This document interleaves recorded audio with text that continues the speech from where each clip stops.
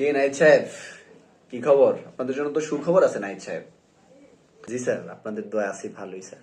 Sir কি সুখবর? সুখবরটা হলো আপনাদের তো অনেক কলিগদের স্যালারি বাড়িয়েছি, ইনক্রিমেন্ট করেছি। রাজীব সাহেবের স্যালারির সাথে আরো 2,000 টাকা বেড়েছে এবং মাহফুজ সাহেবের স্যালারির সাথে আরো 4,000 টাকা বেড়েছে। নাইট সাহেব, রাজীব সাহেব কখন আসে কখন যায়?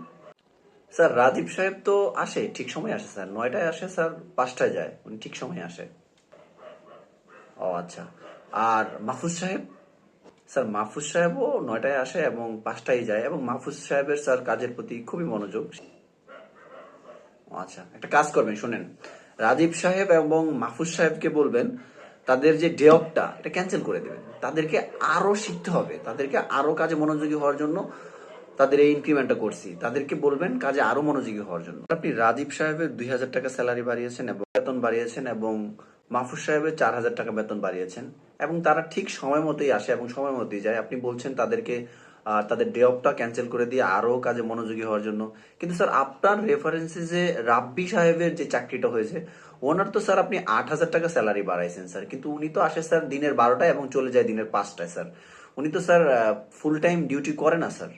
তো ওনার ব্যাপারে তো স্যার আপনি কিছু বললেন না। শোনেন নাহিদ সাহেব, রাব্বি সাহেব যে দিনের 12টায় আসে এবং 5টায় চলে যায়, উনি যে এই 5 ঘন্টা অফিসে যে কি পরিমাণ স্ট্রাগল করে এটা আপনাকে বলে বোঝানো যাবে না। ওনার এই 5 ঘন্টা আমাদের জন্য অনেক গুরুত্বপূর্ণ নাহিদ সাহেব। স্যার রাব্বি সাহেব কি এমন কাজ করে যেটা বাকিরা করে না?